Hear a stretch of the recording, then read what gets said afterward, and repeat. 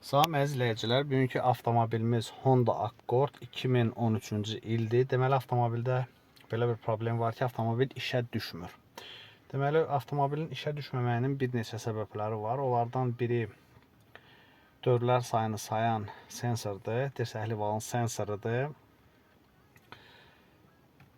Benzin nasos ola bilər və digər əlamətlər, problemlər ola bilər. İndi hal-hazırda bizdə cihazlar panelində yaşıl işıq yanıb sönür. Bu da özü də bir problemdir. İndi biz sizə parametrlərindən göstərəcəyik ki, bu ümumiyyətlə niyə işə düşmür. Deməli, data stream'ə giririk. Birinci bizdə nədir? Engine speed. Deməli, engine speed'ə giririk. Bu dövrlər sayını görməkdən ötürüdür. İndi qoşacaq bunu. Deməli, avtomobil dövrlər sayını görmür. İndi xəta kodlarına baxaq. Xəta kodları nədir? Heç bir xəta kodu yoxdur. Avtomobildə ümumiyyətlə 3 dənə sensor var. Biri dövrlər sayıdır, ikisi də qaz paylayıcı valın sensorudur. Deməli, burada xəta kodu yoxdursa, deməli bunlar üçü də bir-birindən ya gövdə xəttləri birdir ki, bu heç biri bir-birini görmür. İndi sizə bir-bir orada da yoxlayacaq. Göstərəcək ki, problem nədədir. Yəni, əvvəlcə də sxemdən sonra da avtomobilin üzərində göstərəcək problemi. Deməli, əzizləyicilər, bu avtomobilimizin elektrik sxemidir, mühərrikə aid olan. Birinci bizə yaxın olan hissə bu çıxış qaz paylayıcı valın sensorudur. Burada biz qeyd elədiyimiz kimi, burada problemlərdən biri nə ola bilər? Hansısa plus və yaxud da gövdə xəttinin bir olmasıdır ki, avtomobildə, yəni avtomobil işə düşmək istəyən vaxtda heç bir xəta kodu yoxdur. Burada gördüyümüz kimi bu bizdə çıxış qaz paylayıcı valın sensorudur. Bu dirsəkli valın sensorudur. Bu isə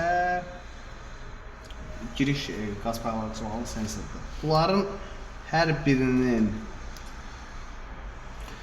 ortaq nöqtəsi bunların gövdəsidir. İndi biz avtomobildə birinci ondan başlayacaq. Plus 12 voltu, gövdəni, bir də siqnal ayaqlarını yoxlamaqdan. Birinci başlayacaq biz çıxış qaz paylayıcı valdan. Əzizləyicilər, sxemdə də gördüyümüz kimi bizdə bu çıxış valın sensorudur. Qaz paylayıcı valın. Deməli, burada birinci ayaq bizdə siqnaldır, ikinci gövdədir, üçüncü isə plus 12 voltdur. Yəni, gidə ayağıdır.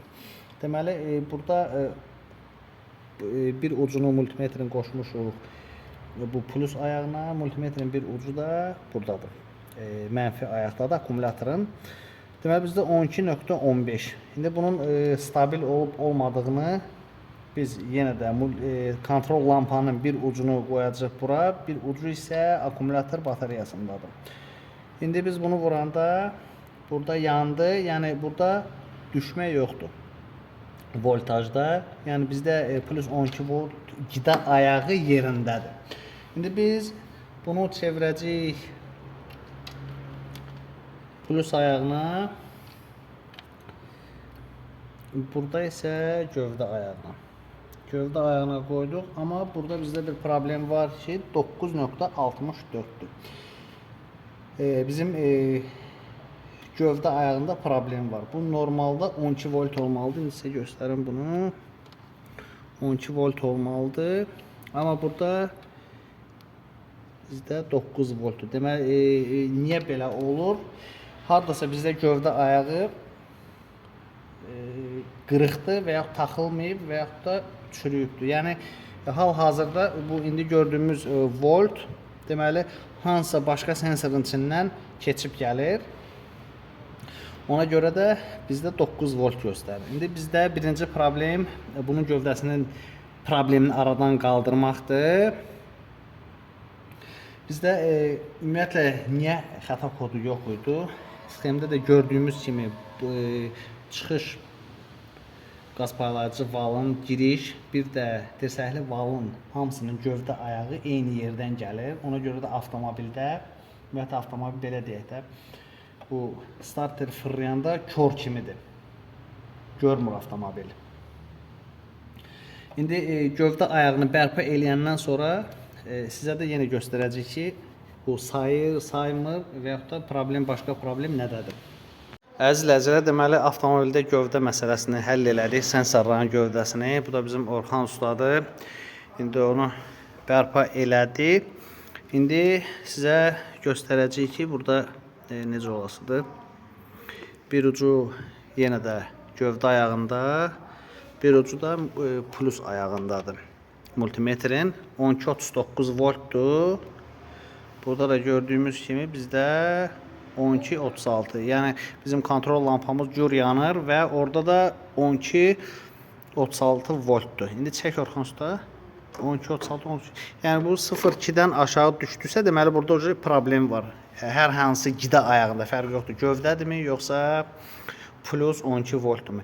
İndi bunların hamısını yığandan sonra biz bunu qoşacağıq və sizə də parametrləri göstərəcəyik.